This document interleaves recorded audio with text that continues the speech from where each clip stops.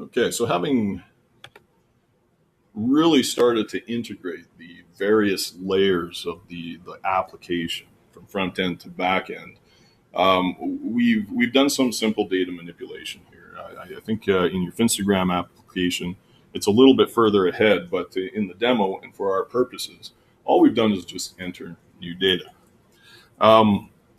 What we have here today is addressing the problem of how to prevent everyone from being able to come to my site and enter in new videos.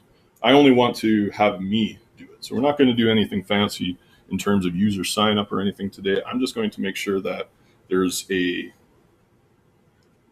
valid user with an encrypted password, and only that user can come in and add new videos to my feed. So that'll all be part of this demonstration. To do this, so we're going to be logging in with another hash, not unlike params, called sessions. And we can use sessions to store information between requests, be they get, be they post requests. We've already kind of talked about this redirection, but we're going to see this again. So when someone successfully logs in, presumably that person went to the login page, was successful, and when you press submit, we got to send that person somewhere after. And we can do wherever. Maybe it's the user's dashboard, maybe it's just the home page. We'll talk about helper methods. Now, these are typically called view helpers because they're methods that we define to be called inside of an ERB file, usually. But that's not to say you can't use them other places. And one very useful place is in your actions.rb file. So nothing new in terms of methods or understanding methods, but just an opportunity to apply methods more broadly across your Sinatra application. So the problem with HTTP, HTTP, which is the protocol of the web, is that it's called stateless. It doesn't remember anything between user requests.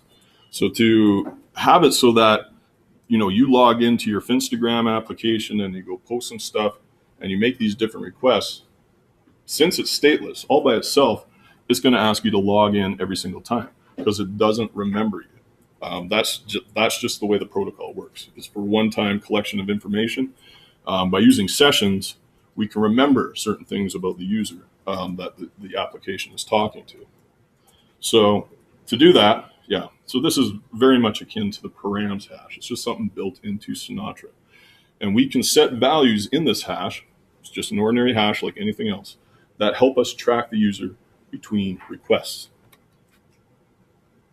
So this is kind of the way to do it. I mean, there's never really any standards, but this is how everybody does it. So when you're asking a user to log in, presumably you've provided a form and you've provided routes and all this kind of stuff, you're going to retrieve that user's information from the database. Once we have that information, we just need some sort of unique identifier. And what's happening here is that we're storing this as that user's database signed ID. Again, you don't need to manipulate this. We're just using that because it's going to be unique and basically guaranteed to be so. So when we store this, the application internalizes all this session information for every single user. And when that user makes a request, it sends along this user ID along with it inside of a cookie. That one looks like a coconut cookie or maybe a peanut butter cookie. I'm not sure. It looks delicious either way. Every time you make a request, this cookie is going to be passing that information along.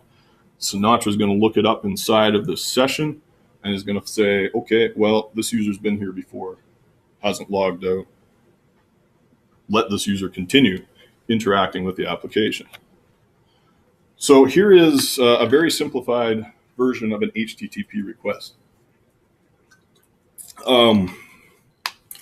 I've tried to create these things by myself, and it is an arduous process. It is basically just text, but it's text broken down into various fields, not unlike a hash, but with different demarcation, different ways to identify what information belongs to what key. One of the most important ones is, of course, if you're talking to the server, you're going to have to tell the server what kind of request this is. For you guys, we're just using get and post right now. We also talk when making the request, the server receives this, and we provide it the information we need to get the resource that we want. So this is everything after the slash in your URL. We define Sinatra routes, but this could also be static data, just files that just sit there waiting to be accessed. And then we talk about, and then we piggyback along with all this information. There's much more to it actually. You can view it in the inspector if you're curious. But we have this session ID. And this session ID is unique in your Sinatra application. It's just waiting for this information. That's going to take your ID and it's going to look inside of its own data structure.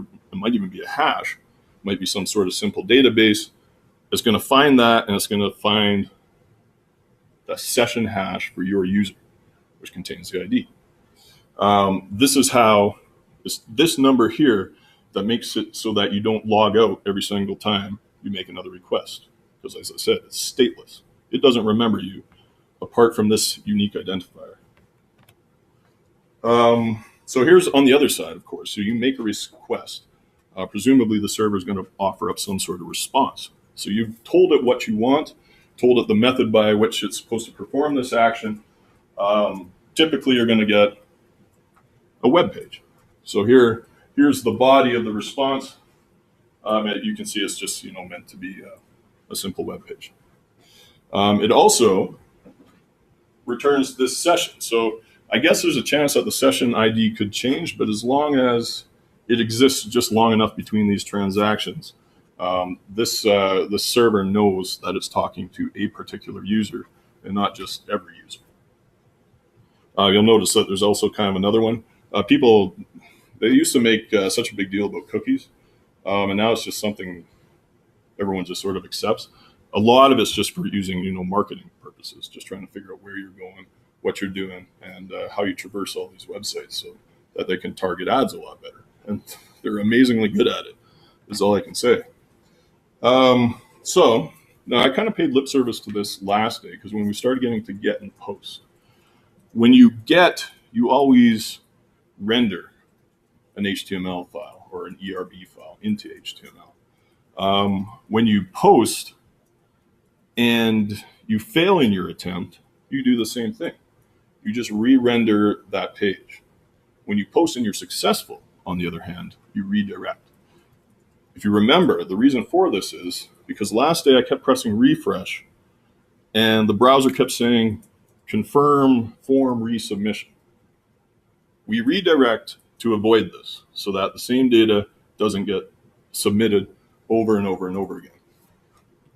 So on success, redirect. So successful login, of course. What happened here? There we go. Successful login, of course, will redirect to maybe the user's dashboard, maybe the home page, whatever. So now we, to do some of this, our web pages are going to have to behave differently if a user has been authenticated. If this is a valid user and this user has legitimate business using your app. To do this, we define a method that we call inside of our ERB files. So for example, if you haven't logged in yet, you land on the home page. In the top left or maybe the top right-hand corner, you're going to see an option to log in on the menu. So you actually go, you click on that button, you log in, you're authenticated, you go back to the home page. You don't want to see log in anymore. You don't want to see that option. You want to see log out. So we define a helper method here to determine if our user has in fact been authenticated. We do this just by checking this value we've stored in the session. By defining this, by setting this ID, we can find out who this user is, retrieve that data if necessary, and then customize the view further. And here it is actually called in the view. So this is defined in actions.rb. Here it is called maybe in index.erb. And it gives that exact same example. So if you're logged in, if this method returns true, show me the logout link. I don't need to see login. Otherwise, I'm not logged in. Show me the login link. Okay, so when the user is ready to leave, basically the only thing that's keeping any sort of consistency is the fact that you've stored something in the session and that the session is open. To make it so that this user is no longer logged in, we simply remove the value that we saved in that session. So if you notice, nope, that's not where it is. Okay, so we don't get to see that actually. Sorry, my mistake. We've saved the user ID. So now when we go to log out, here's just a simple get request. Press the log out button, and we're setting that user ID to nothing. We're basically erasing it. Nil is now, it's not there. It's going to return false if this user hasn't logged in. After that, we successfully redirect back to the home page. Now, this is to show you that it's possible, because you may want to manipulate the data in your sessions. A much faster way to just clear everything, set your state back to 0, is just to call this clear method on the session's hash, and this will just erase whatever used to be in there. So it's effectively just setting all the values stored to nil. So that's how we log out. Next time the user comes, sends that session ID, Sinatra finds the session and says, okay, this user ID is nil. This person needs to log in. This user ID has been set to a value. This user has already logged in. Log out, clear that value. Okay, so demo time.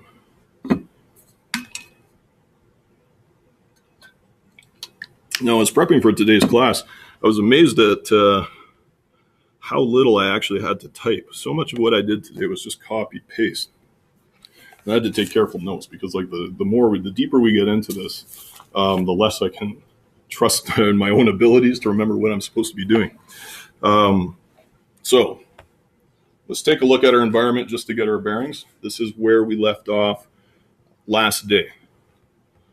We just added a way. Oh yeah, that's that weird one we did. We added a way to add videos by going to the new action. All right, so I'm making that get request. I'm bringing in all this stuff. So ultimately today, I want to make it so that only I can access this route. Very important part of web development is, of course, security. So first thing I need to do is add a password hash to here. Actually, no, sorry. The first thing I need to do is this, bcrypt.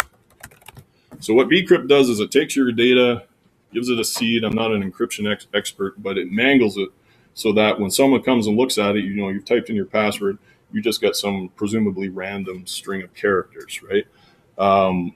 Only the server can decrypt this value.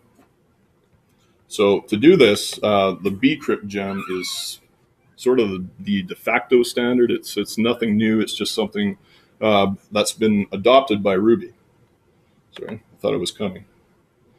And all it does is it just makes it so that your passwords are concealed if there's ever a data breach. The danger there being if someone signs up for your site, I know I do this myself. I use one kind of like junky password for a whole bunch of kind of spam sites that I don't really care about.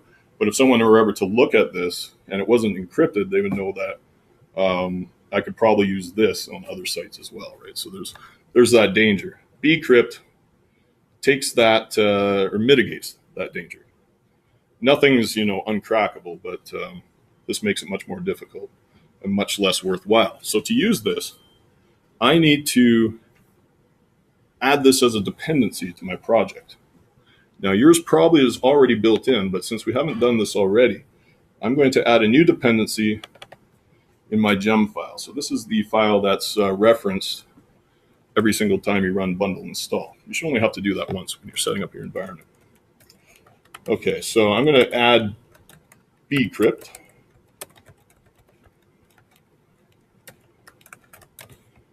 And I'm going to install that right away. Sorry, I just said that you only have to do this once. Every time you add a new dependency or remove a new dependency, you run bundle install. Sorry, I misspoke there.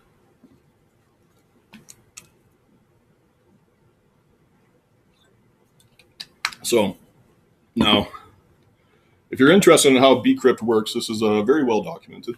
I'm going to just sort of gloss over it and try to explain it as I go along. But what's happening here is if you provide a password field, if you try to assign a password to this user object, this is just an active record object, it's going to call this method instead of just doing that typical variable assignment type operation. And then what it does is it creates this hash. It calls this method that you receive the benefit of this method by virtue of having included bcrypt. So this is kind of like inheritance. I'm taking a module and I'm adding functionality to my active record. As part of this functionality, I've got this password hash, which is probably defined similar to this.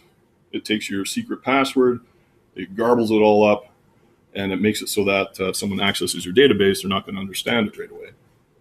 So as part of this, if you read the instructions, you need a special field inside of your user's table. So now I haven't actually created this one yet. This was kind of for a demonstration, but it requires this field as a column in your user's table. Of course, I also need a user model.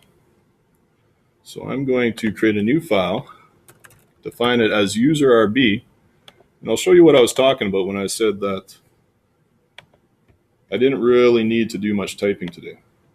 I can just copy this whole thing and it's all ready to go. And we'll take a closer look at it in just a second here. So all this stuff you've already seen. This is like nothing new. You've also seen some validations, and we've also, when we were doing that, the book model, and we made it so that we could get the initials of the author. We've also defined these methods. So here, the difference is that I'm expanding my active record functionality even further. And I'm defining a couple of required methods. So I'm overriding, I'm making it so that bcrypt can call these methods. If I want the password, I can get it here. If I want to create a new password, this code is executed instead. So I'm going to quickly add some user seed data because we're not actually doing anything to sign anyone up, but I need a user to work with. So I'm just going to copy and paste my notes here and come down to seeds. And right at the bottom, so this is where I see it. I enter my three first videos. I'm just going to create a brand new user. And I've given it my own credentials. I'll give it a little space because it's being concealed by the thing there. Here we are. So I guess this you could call it my username. I'm just Dan. Here's my email. And here's my password. And my password is secret. Okay. So seed data, migration, and model. Kind of already set up to run my rake tasks. So now I've kind of got some junk data. If you remember, I copied and pasted. I copied and pasted a description. So I've got this weird thing here. So I'm just going to reset everything. I'm going to just have my first three original videos and my new user. So I'm going to reset bundle exec rake db reset. Okay, so it's erasing all that stuff. It's all going away. Uh-oh. Oh, yeah, so no, that's okay. So now it's telling me I don't really have a database anymore. You got to create one before you do anything. It's just telling me to run migrate. So bundle exec, rake db, migrate. It's looking in that file, the one I just defined up here. This is where it's creating the user table with the password hash. Looks like everything was successful. So now I have a database, but it's empty. I'm going to give it some seed data. So this is my same old data as before, except now I've got a user. Hopefully this will execute. Uh-oh.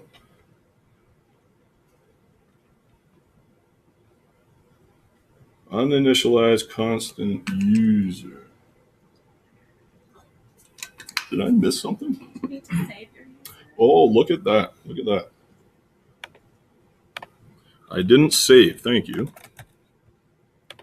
Happens from time to time. Okay, let's try that again. So now this time it should find the user model. There it goes. Kind of hard to tell when it succeeds and when it doesn't. Right? It just kind of comes with experience, I guess. So my first 3 videos, let's just make sure everything's in order. This stuff should disappear. Very good. Yeah. Yeah, so all gone. Everything's back to the way it was. One thing I should do, now this is because I'm, presumably, I may open this one day so that people can do their own rocket stove hobbyist kind of accounts, right? Maybe potentially, I don't know. But to do this, I've got to make sure that every user has a unique way to identify himself. Emails are the best way, I think. That's opinion, because there can only ever be one email. You can't have duplicates. The intranet doesn't work that way. So I need to make sure that my email is, first of all, unique. Validate uniqueness. True. And I also have to make sure that it's actually present. Validate presence as well. True. So this is just rehash from last day. We're just adding a simple validation to make sure that you can't insert a record unless an email has been provided. I should probably also do that for password. That's a good idea. We'll say,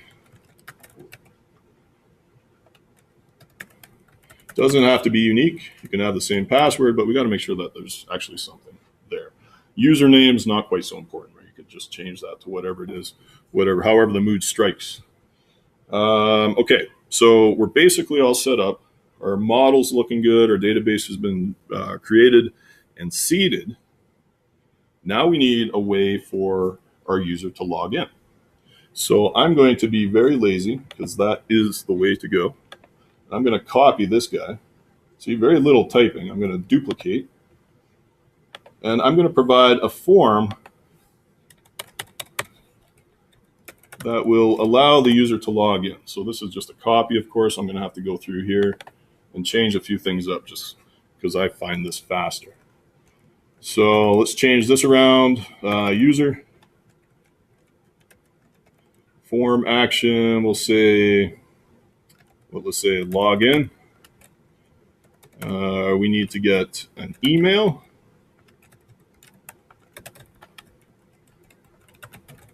And change that guy to user. And a password. I'm going to throw you a softball question here in just a second. Of course, we're never actually going to set the value of the password, so we're going to take that out because this was actually a really good question from Jeffrey the other day. It's like, well, why don't we pre-populate the password field? This does happen, but this is something managed by your browser. The user doesn't do that and would be senseless anyway because, as you know, the password's a hash, has been encrypted. So you try to pass encrypted data, it's still not going to make any sense. It has to be the original string. So name is password. Okay, so I'm missing something. Give you a clue, it's in the input fields. What do I need to change to make this better?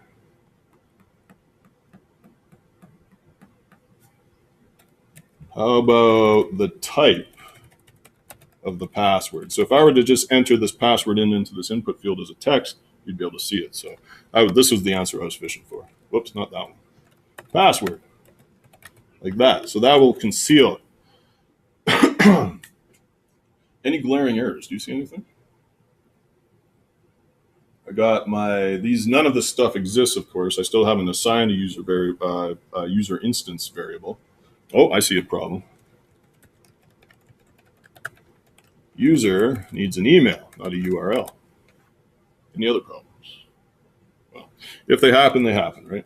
That's just the way it goes. Okay, so we created our view. We don't actually have any way to access this view yet. It's just sitting there, just waiting for something to do. So we have to define an endpoint in our Ruby Sinatra application to accept these types of requests and render the view. So let's go to actions.rb and provide it just that. So here's all the other stuff. I'm just tagging this stuff to the bottom. If I want to log in, I need to access this login action or route, whatever you prefer. So I'm going to do the same trick I did up here.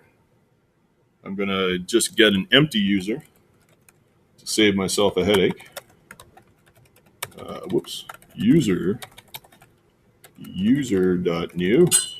And I'm going to render that login template that I just defined. It's only doing two things. When I say get login, just give me a blank user and give me back a form that I can enter data into. So let's try it out. Go slow, make sure everything works.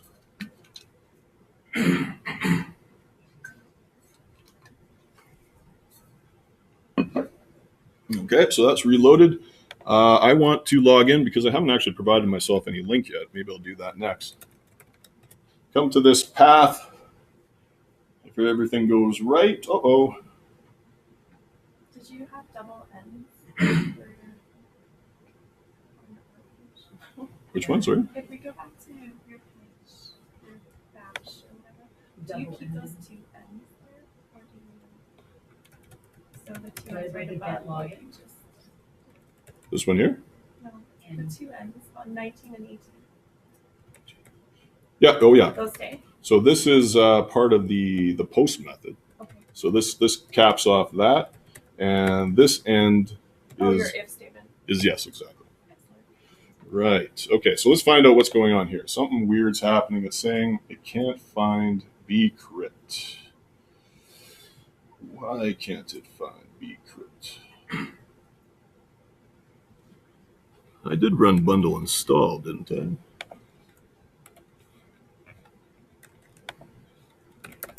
Bcrypt is the dependency I just installed in my gem file.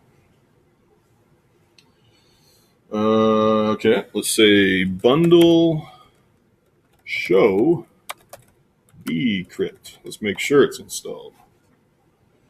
Yep, that's okay. Oh, I know what I did. No, that's okay too. Hang on. This is why I wish, I love it when Troy's here because usually he spots my errors. Now, it's got to be something really dumb. What the heck is it? Let's see what from my notes.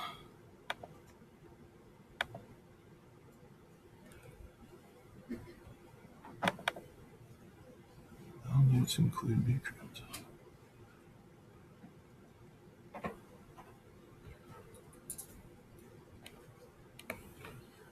What am I missing? User require bcrypt. Login. Okay.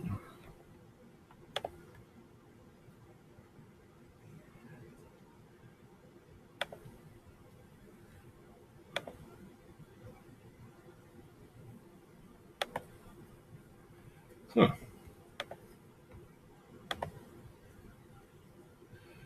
I just had a weird thought. I know this is kind of a long shot, but I'm wondering if I need to stop this guy. That's kind of a weird long shot because usually Ruby's pretty good about, especially these development servers, is usually pretty good about reloading dependencies. So this is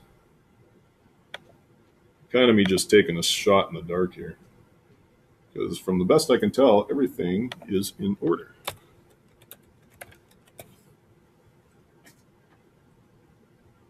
There it is. Maybe. I I don't know. That's weird. All right. I can't explain that. But here's my sign in form.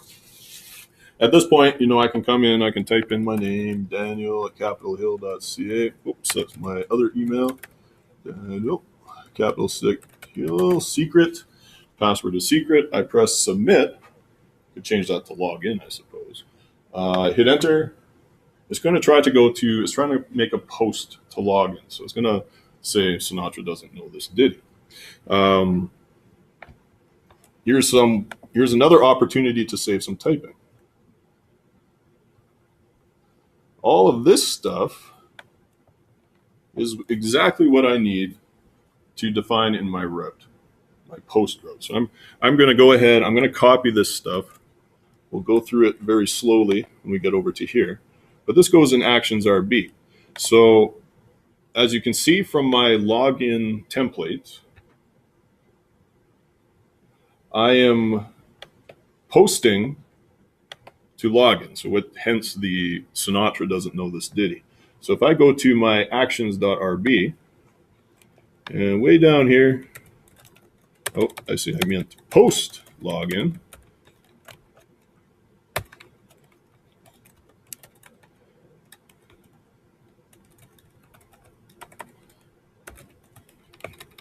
And I can copy and paste that stuff I just lifted right off the bcrypt website. Like hardly any typing here at all today. And it's doing a couple of neat stuff. You probably haven't seen this method here. Of course, you know the model, you know how you can find stuff. Active Record is very sophisticated in this way that you can take these shortcut methods. This is equivalent, just so that we're clear. This would be equivalent to this.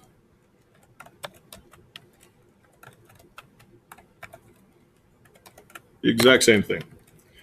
But the top one is arguably shorter or nicer, I guess. A little bit more succinct. So we're just retrieving this user from the database. Haven't decided if this is an actual legitimate user, just getting the information out. And now it's calling this password method that we defined in the user model. It comes up to here. This guy right here. So what this is saying is that return a password if it's already been set. If not, take the password hash from this object, decrypt it, and then make that comparison. And that's in actions.rb.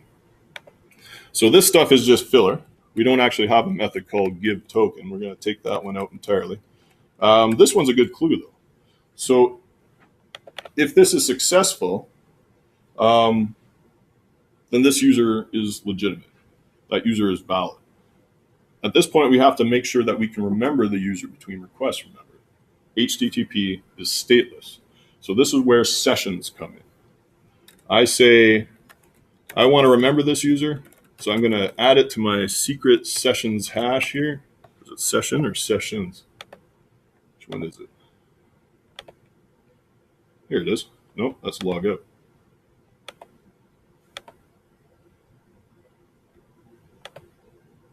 Session. There we go. I can actually just copy and paste this guy too. So you hardly have to do any work today. Come over here. Get this. And now this is where I want to redirect. So this is on success. Redirect to, and I'm just going to send this user to the home page because I don't really have any other ones. I only got the video edition one. Otherwise, let this user try again. So if this is unsuccessful, presumably the passwords won't match. There'll be an error message set there. And all of this code that we copied and pasted from the other view is going to print out those errors. Either, maybe this email doesn't exist, password doesn't match, whatever it may be. And while I'm here, I'm going to change the face of that button. I'll say value equals login. So instead of coming here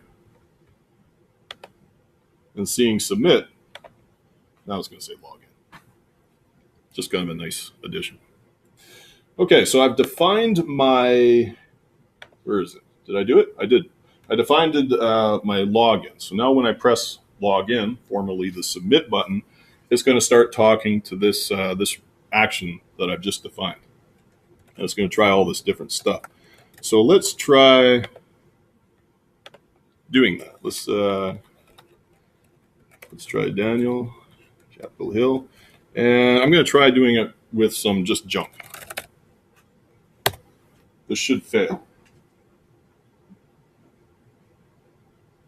It does fail, but it didn't actually show you the error. So, well, that's another thing we can look into. Now I'm going to give it my password, which is secret.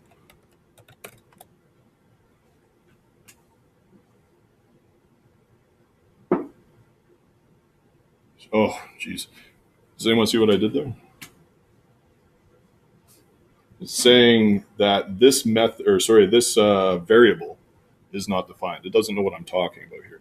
So I can already tell that I forgot.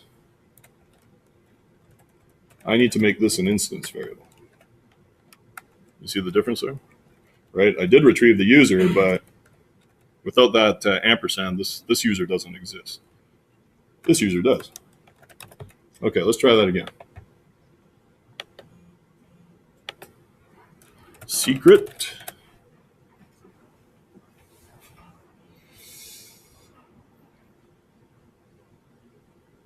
Oh, shoot. A little bit too much copying and pasting, I think. So it's telling me that this doesn't exist. Oh, here we are. Redirect. Yeah, so a little bit too much copying and pasting, right? This was the example given on the bcrypt. My fault. All right, here we go. Let's try one more time. Secret.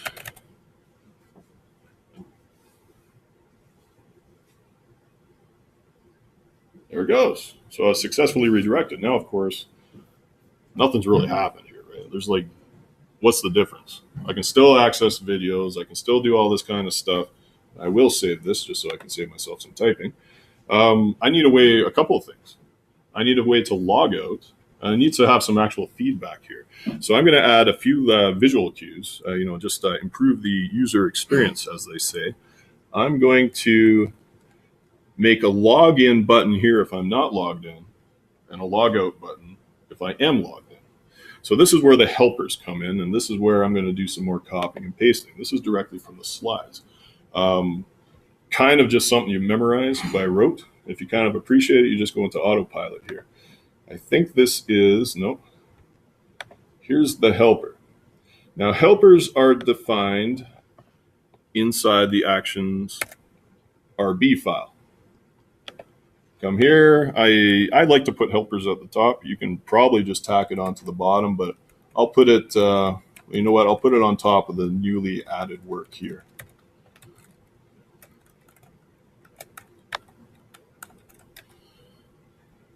So I have a helpers keyword, which is, it's maybe not unique to Sinatra, but this is provided by Sinatra. So what you do whenever you define any sort of method, just an ordinary method, except it's wrapped inside helpers, every time you do this, now you'll be able to call this across the application. Classes and class inheritance don't typically allow you to call methods apart from another object or class. This solves that problem in a way. So I'm going to use this method, and when we're returning Boolean values in Ruby, we always use a question mark because it's either like true or false, yes or no. Question mark, true. Yes, question mark, false. So I got this. I've got some sample ERB stuff right here, and I'm going to put this right up at the top of my index page. There we are. Put it right above. Of course, this is just pseudocode. I want to provide a link. So all sorts of ways you could style this, but we're going to keep it nice and simple. A equals, or href equals login. Otherwise, log out. That's a path I still haven't defined yet, but this will at least show you that it's working now. So I've defined a helper, and now I'm actually calling that helper. Just between alligator tags, just like you would with anything else in an ERB file. I come back to my rocket stove video. I'm still logged in, so I should see logout appear up here on the top left, assuming that something weird doesn't happen. Okay, that's good. Oh, I thought I was logged in. I should be logged in. Let's try that.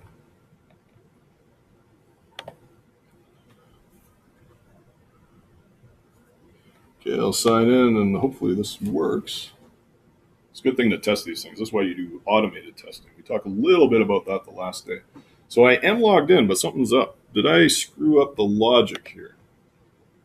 If logged in, oh, look what I did. You guys see it? If I'm looking at this top 4 lines of code here, I ask myself, am I logged in? Yes, I am. Well, then show me the login link. That doesn't make any sense. I need to switch these things around. If I'm logged in, I want to see the log out link. Logout link doesn't exist yet. So when I press this, Sinatra's not going to know this ditty. So I have no way to log out. Let's solve that problem. So I guess I could copy and paste this, or I could just go back to here and do this. So I'm going to use it as suggested. Add this to my actions ERB file, or sorry, actions RB file.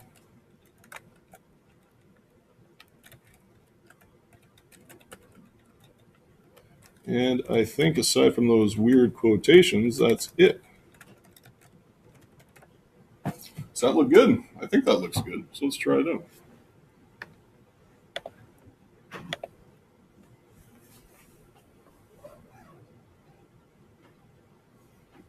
Okay, log in.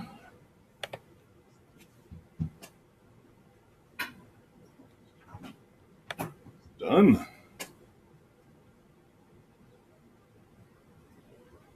Log out. Log out. Imagine having to do this over and over and over again. I've worked for so many companies where they don't do what's called unit testing. And unit testing is just automating these tests. Having people do this is madness, and it's a waste of time and money. But that's how we're doing it for demonstration purposes.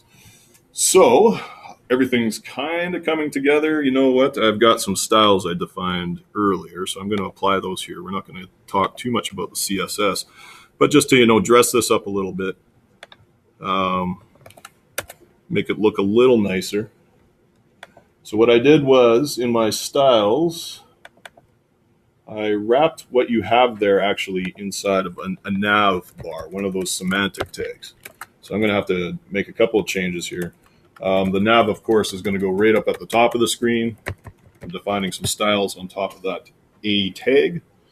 And I made it so that every time I move my mouse cursor over the A tag, a little underline appears just to show that it is in fact a link.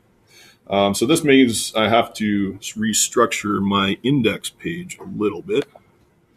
And I won't, that's actually probably pretty good just by itself. The only thing I'm missing are the navs.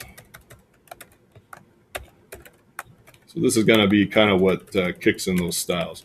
Didn't actually change any of this copy-paste code. Just wrapped it in some nav tags just because that's sort of what makes sense in this case. So refresh, let's see how it changes.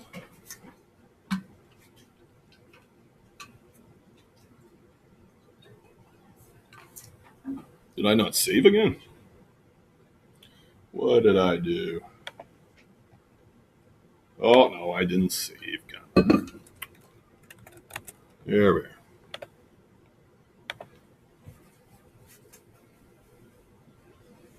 There it is. Very cool. There we are. And just because this is going very smoothly and very quickly, I'm going to add another link as well to let me add a new video.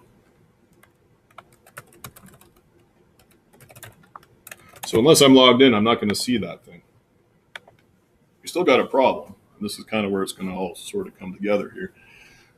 If I go and I log in,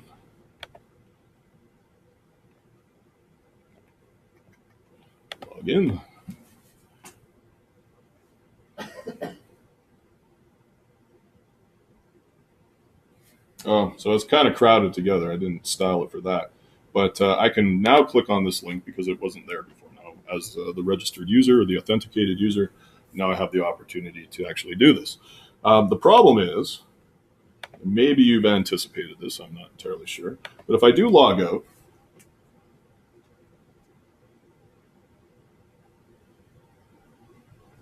and I still try to add a video, I'm still able to do it because I haven't actually checked on the video route. I've only actually done that, well, nowhere really, just inside the ERB file. So this is a problem. And I'm going to show you sort of a little shortcut way just because I like to make use of work that's already been done. Since I've defined this logged in method, and I can use this inside my ERB file, I can also use this inside my actions.rb file. So I'm going to make use of that here. There's a better way to do this, but I want you guys to see what's happening here. So if I go to the new one here, I say redirect. This is going to be something you haven't seen before. If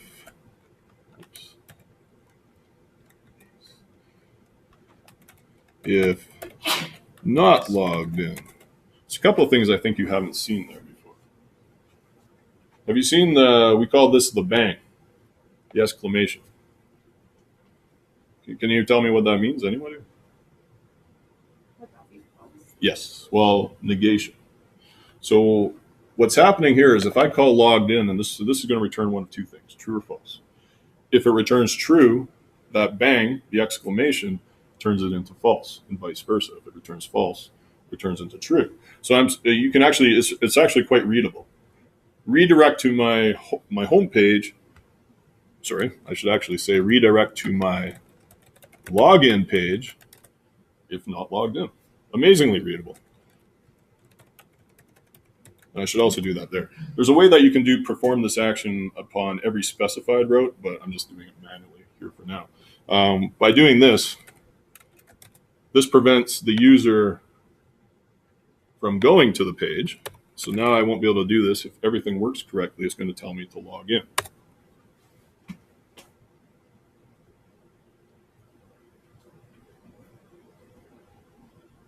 And there it is. Yeah. As it stands now, though, there's nothing to prevent someone a little bit more malicious from posting data from, say, like a command line application like curl. You could just create, type in on your bash screen, say curl post, send to this address and send this data, and they'll still be able to do it. So you actually do need to call make that same test. So I'm just doing there because you should be aware of this. I'm not gonna try to demonstrate that. Okay. Anything else? Does that kind of make sense? I think, yeah.